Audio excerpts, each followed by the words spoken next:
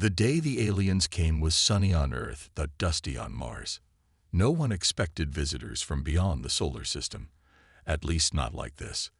The Mars outpost, home to 200 people, was having a normal Tuesday when the sky turned dark with ships. Big ships, the kind that block out the sun. The message came without warning.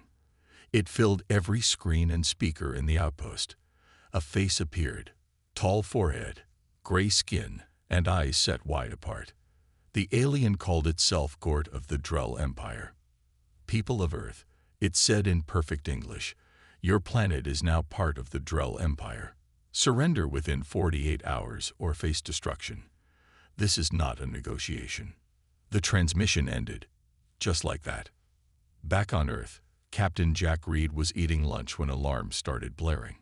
Within minutes, he stood in the Global Defense Command Center surrounded by screens showing the alien ships. His sandwich lay forgotten on a table somewhere. What do we know about them? Jack asked, his voice steady despite the chaos around him. Not much, answered Bill, his second in command. 7 ships over Mars. Technology far beyond ours. They've made no aggressive moves yet, but they're scanning everything. Jack nodded. And the message. This surrender demand. Sent to every device on Earth and Mars at the same time. They cracked our communication systems like they were nothing. The room fell silent as the President of the United World Council appeared on the main screen. Her face was grim. Captain Reed, you're now in charge of our response. What options do we have? Jack looked at the alien ships again. They were massive, probably holding weapons Earth couldn't even understand. Fighting would mean death for many. But surrender? Madam President, humans don't surrender to threats. Never have. I suggest we buy time while preparing our defenses. The President nodded. Send a message. Tell them we need time to organize our leadership for proper surrender talks. Jack didn't like lying, but they needed those 48 hours. On Mars, things were getting worse. The Drell had landed a small ship and taken over the main control building. They walked through the halls like they already owned the place. Tall and strong, with armor that seemed to shift colors, they looked down at the humans with 4-fingered hands resting on strange weapons. Dan Miller, the Mars outpost chief, tried to stay calm as Gort entered his office. Up close, the alien was even more intimidating. Nearly 7 feet tall with skin like polished stone. Your species has potential, Gort said, looking at the pictures on Dan's desk. He picked up a family photo. You've managed space travel despite your obvious limitations. The Drell Empire can use workers like you. We're not workers, Dan said. We're explorers and scientists. Gort made a sound like rocks falling. It might have been laughter. All species say similar things when we first meet them. You'll accept your place soon enough. On Gort's ship, other Drell studied human broadcasts, websites, and military transmissions. One turned to Gort when he returned. Commander, humans are responding. They ask for the full 48 hours to organize their surrender procedure. Gort nodded. Typical. They need time to accept their new reality. Grant their request. Should we prepare more ships? Their military readings are unusual. Gort dismissed the concern with a wave. 43 species have joined our empire. All said they would fight. All surrendered when they saw our true power. Humans will be no different. As night fell on Earth, Jack Reed stood at the window of the Defense Center, looking at the stars. Somewhere up there, aliens who thought they knew everything about humanity were waiting for surrender. You picked the wrong species to threaten, he whispered. And you're about to find out why. The sun rose over Europa, Jupiter's icy moon, where 500 humans had built a small colony beneath the frozen surface. Dr. Emma Wells checked the oxygen levels one last time before her morning meeting. That's when the alarm started. Unidentified ships approaching, said the computer voice. Estimated arrival, 3 minutes. Emma ran to the main control room. The screen showed 3 Drell ships moving toward Europa. Get everyone to the emergency shelters, she ordered. Now. Tom Barnes, the colony's security chief, was already arming his team.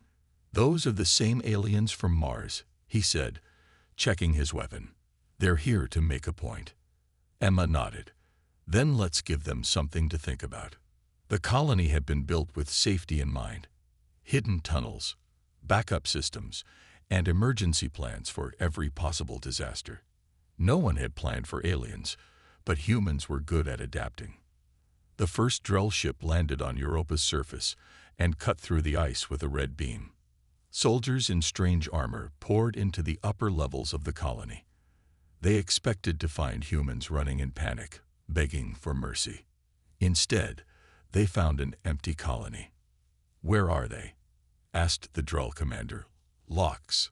Scans showed 500 humans here. His soldiers searched room after room. Nothing. Just as they reached the central chamber, the lights went out. Complete darkness. Then came a voice from hidden speakers. "Welcome to Europa. You've entered this colony without permission. You have 1 minute to leave." Locks laughed. "Or what, humans? You'll hide some more." That's when the first explosion hit. Not big enough to breach the ice shell, but perfectly placed to damage the Drell ship on the surface. The second explosion sealed the entrance tunnel. "What's happening?" Locks demanded, his soldiers now moving nervously in the dark. Tom Barnes and his team had planned well. Using the maintenance shafts and their knowledge of the colony's layout, they'd moved like ghosts, setting traps and striking from the shadows. In the emergency bunker deep below, Emma watched on cameras as the confused Drell soldiers fired at shadows. "Keep them busy," she told Tom through the comm system. "The transport ships are almost ready."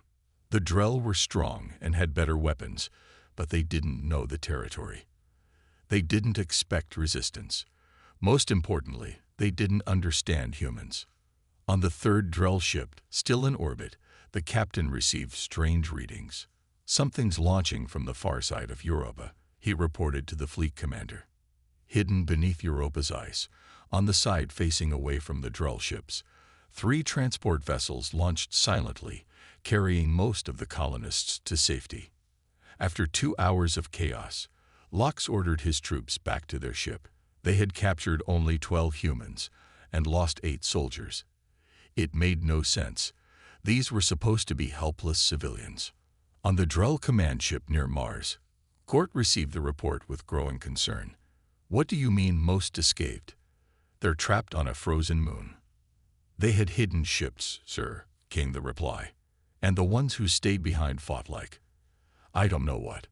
Not like civilians." Gort turned to his science officer. "What do we know about these humans?" "Really no." The science officer looked uncomfortable. "Our database is incomplete. We assume they were like other species at this development stage." "Get me better information," Gort ordered, "and prepare a full attack on their main world. No more small demonstrations. These humans need to understand real power." Back on Earth, Jack Reed received the news from Europa with a grim smile. Tom Barnes had managed to send a coded message. "Lost the facility, saved the people. Drell not as tough as they think. Heading to rendezvous point with data on their tech." Jack turned to his team. "The Drell think they just taught us a lesson, but they're the ones who got schooled." He pointed to the map of Earth's defenses. "Now let's prepare our own lesson plan." The Drell fleet moved toward Earth like a storm of metal. 30 warships, their hulls gleaming in the sunlight. Inside Earth's defense center, Captain Jack Reed watched the approaching ships on the big screen. "They're here," said Bill, wiping sweat from his forehead. "A lot more than we expected." Jack nodded but didn't look worried. "Exactly as we planned. Are our defense stations ready?" "Yes, sir. All 12 orbital stations are on high alert." "But, sir, their weapons are much stronger than ours." Jack smiled slightly. "It's not about having the biggest gun, Bill. It's about knowing when to shoot." He pressed a button on the command table. "This is Captain Reed to all stations. Operation Hornet's Nest is now active. I repeat, Hornet's Nest is active. In space, Earth's defense stations. Large metal structures with weapon systems floated silently. As the Drell ships approached, the stations fired warning shots that barely scratched the alien shields. On the Drell command ship, Gort watched with satisfaction. See how weak their weapons are. This will be over quickly. He turned to his weapons officer. Target their largest cities. Show them what happens when you refuse the Drell Empire.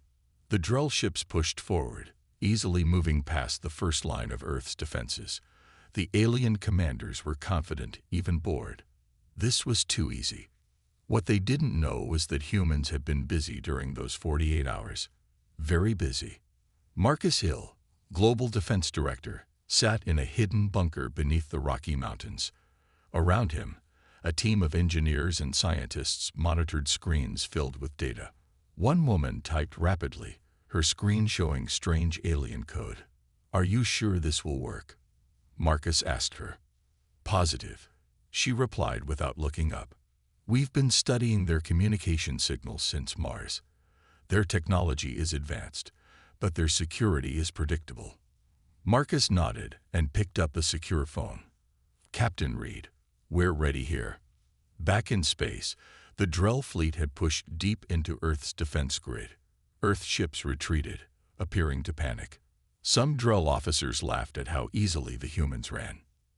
"Sir," said a Drell navigator to Gort, "this is strange. They're letting us through too easily." Before Gort could respond, Jack Reed's voice came over their communication system. "Attention, Drell fleet. You've just entered a trap.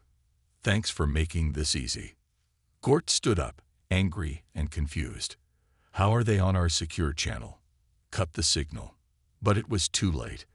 At that moment, all 12 defense stations activated special electromagnetic pulse weapons, specifically tuned to the frequency of Drell shields. The weapons didn't look impressive. No bright lasers or explosive missiles, just focused waves of energy. Inside the Drell ships, screens flickered and went dark. Shield systems failed. Navigation systems showed nonsense. "What's happening?" Gort demanded. "Our shields are down," shouted his engineer. "How do they know our exact shield frequency?" That's when Earth's real attack began.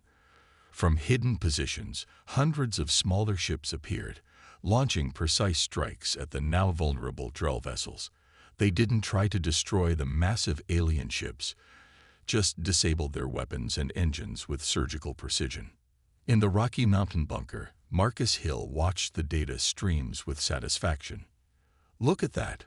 All those years of preparing for alien contact, and some people call us crazy."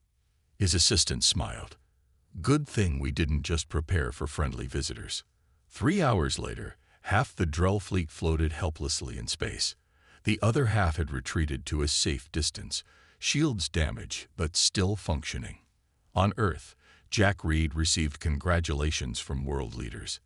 But he knew this was just the beginning. "Don't celebrate yet," he told his team. "We surprised them once.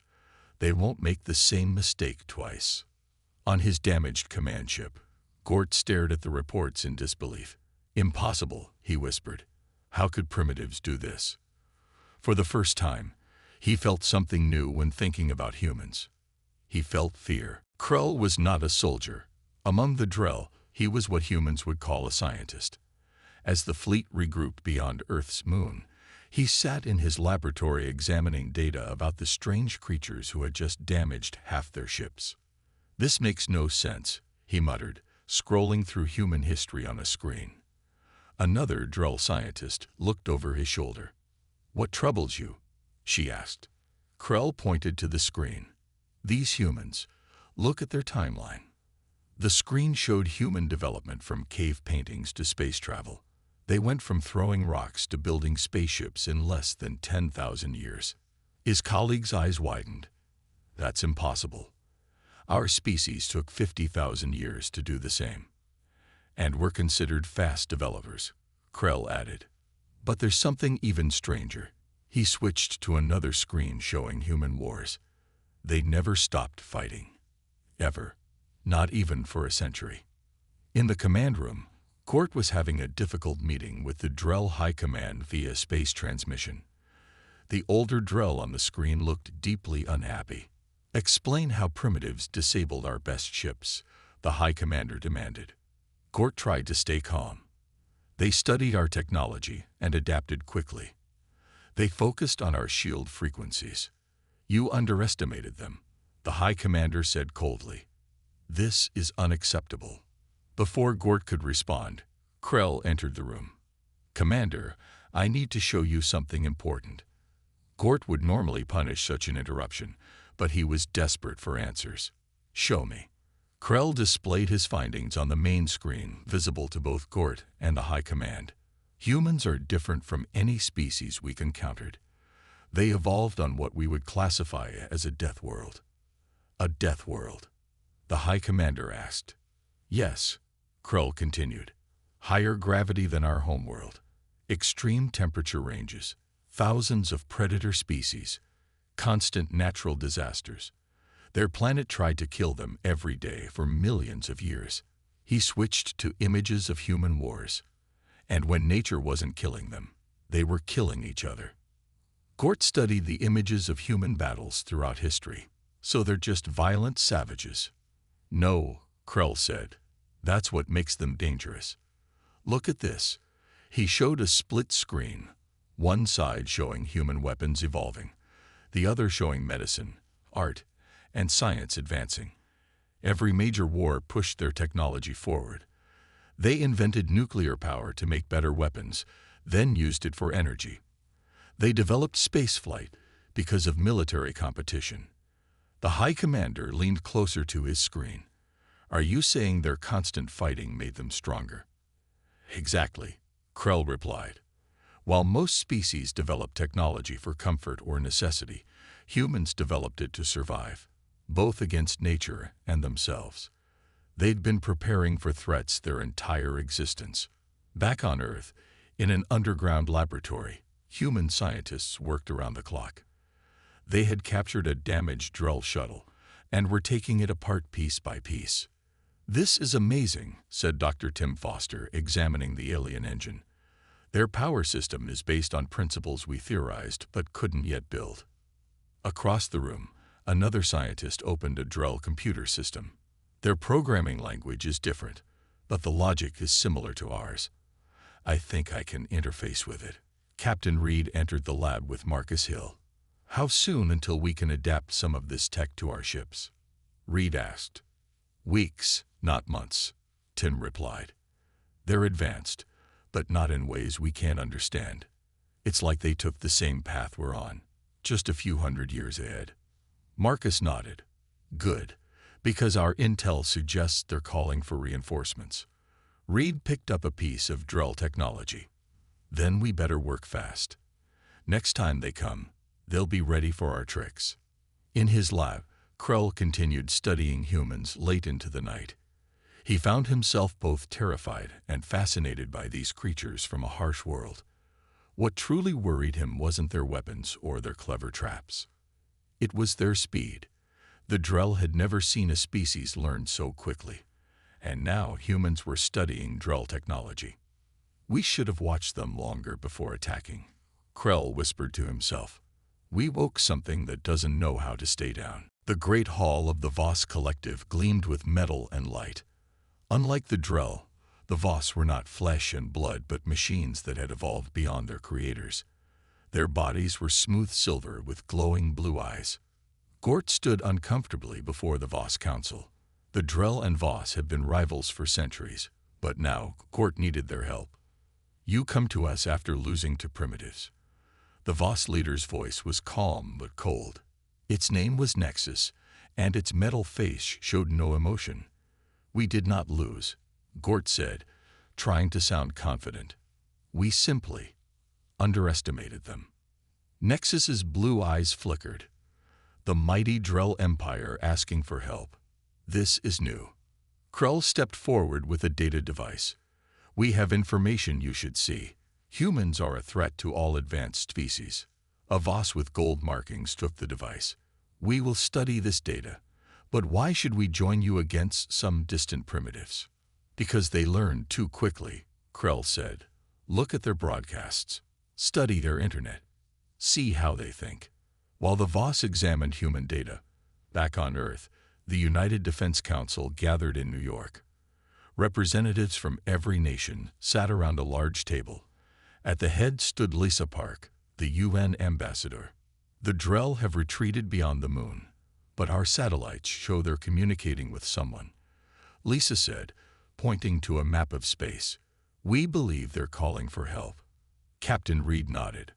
Our scientists have learned much from their technology. We've improved our shields and weapons, but we're still outnumbered. An older man from Russia spoke up. Then we should strike now, while they're weak. Lisa shook her head. No, that would only prove we're the savages they think we are. She looked around the room. I propose something different. Diplomacy. Some people laughed. The Russian man frowned. Diplomacy. They came here to conquer us. Yes, Lisa agreed. But now they know we're not easy to conquer. That changes everything. 2 days later, a small Earth ship approached the Drell fleet. It carried Lisa Park, Captain Reed, and a small security team. The humans came unarmed. Court and Krell met them in a neutral meeting room on the damaged Drell command ship. Beside them stood 2 Voss representatives. You bring no weapons, Court noted, surprised. We come to talk, not fight, Lisa replied calmly. She looked at the Voss. I see you've made new friends. The gold-marked Voss stepped forward. We are the Voss Collective. We have studied your species. You are unusual. Lisa smiled. Thank you. We try to be interesting. The meeting was tense. The Drell wanted Earth to surrender and join their empire as a protected world. The Voss wanted to restrict human development and internet access, calling it too chaotic. Lisa listened to their demands, then stood up. Let me be clear. Humans will never surrender our freedom or stop learning. Ever. She walked around the table. But we don't need to be enemies. What do you propose? Asked Nexus through a communication screen. Partnership, Lisa said simply, not submission. The Drell need soldiers. The Voss need creative thinkers. We offer both, as equals. Court laughed. Equals. You're centuries behind us. Lisa looked him straight in the eyes. Are we? Your ships are still damaged. Your reinforcements are months away. And every day, we learn more about your technology. She pointed to the window showing Earth in the distance. You could destroy some of our cities, yes. But we would keep fighting. From mountains, from oceans, from space stations you don't know about yet. We would never stop. The room fell silent. Even the Voss seemed to be processing this. We prefer peace, Lisa continued, her voice softer now. But if you force war upon us, you will regret it. Ask yourselves, do you really want humans as enemies? As she finished speaking, Captain Reed received a message on his device. He smiled slightly and whispered to Lisa. Court noticed. What amuses you, human? Reed looked up. Our scientists just successfully tested a new shield system, based on your technology, but 30% more efficient. He paused. Took them only 3 days to improve your design. The Voss representatives looked at each other. Krell's eyes widened. Perhaps, Nexus said from the screen, we should discuss this partnership idea further. 1 month after the meeting, a strange sight could be seen at the Europa colony. Drell and humans worked side by side, rebuilding what had been destroyed. Among them was Krell, who had requested to study humans up close. His research partner was Dr. Emma Wells, who had returned to Europa. Your people rebuild quickly, Krell noted as they walked through a new tunnel. This area was completely destroyed. Emma nodded. We've had a lot of practice rebuilding after disasters. They entered a lab where pieces of both human and Drell technology lay on tables. I've been meaning to ask you something, Emma said, looking at a sample under a microscope. Why did you attack us in the first place? Krell's skin changed color slightly. The Drell version of embarrassment. We assumed you were like the other species we've encountered. Most surrender quickly when faced with superior technology. And when we didn't, it confused us, then scared us. Krell picked up a human tool.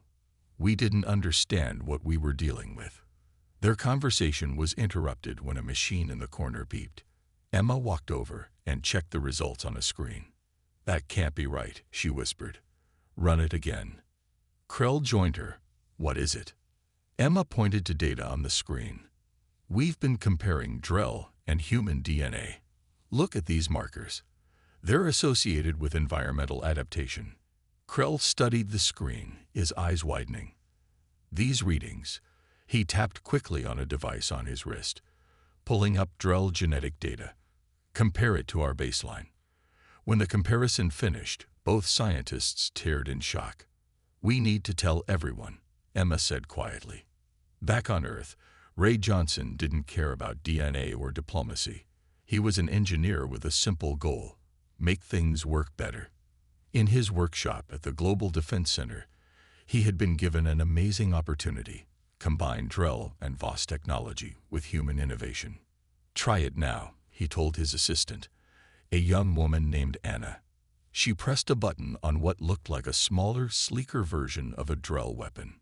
The device hummed to life, generating a shield bubble around her.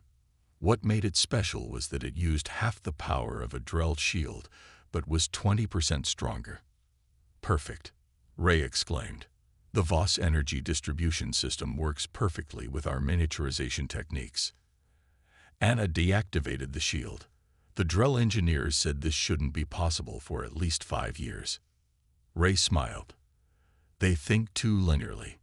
Sometimes you need to break the rules." Across the room, a Voss observer named Circuit watched with interest. The machine being had volunteered to work with humans to understand their creative process. "You do not follow standard development protocols," Circuit noted. "Your methods seem chaotic." "That's our secret," Ray replied, starting work on another device. "Chaos leads to breakthroughs." 3 days later, an emergency meeting was called. Leaders from Earth, representatives from the Drell and the Voss gathered in a large conference room at the United Nations. Emma and Krell stood before them, ready to present their findings. "What is so important that it couldn't wait?" asked the Drell High Commander, who had traveled to Earth for the first time. Emma stepped forward. "We've discovered something about human biology that explains why we've been so resilient." She displayed images on the main screen showing DNA comparisons. Humans evolved on what you call a death world. Earth's gravity, climate extremes, oxygen levels, radiation, predators, diseases, they're all far more challenging than on most life-bearing planets. Krell continued, "Most species evolve in relatively stable environments. The Drell homeworld has had the same climate for millions of years. The original Voss creators lived on a world with few natural disasters." "What's your point?" asked Gort, who had been demoted but still represented the Drell military. "Humans are genetically adapted to survive almost anything," Emma explained. "Our bodies can withstand radiation levels that would kill a Drell. We can survive temperature ranges that would shut down Voss systems."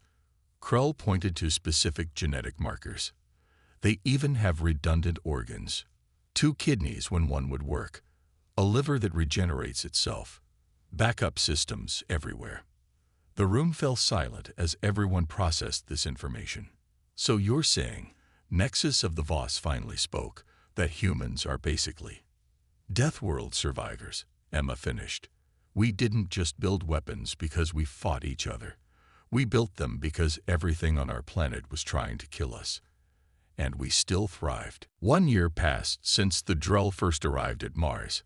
Earth had changed in ways no one could have imagined. Human cities now had Drell visitors walking openly on streets.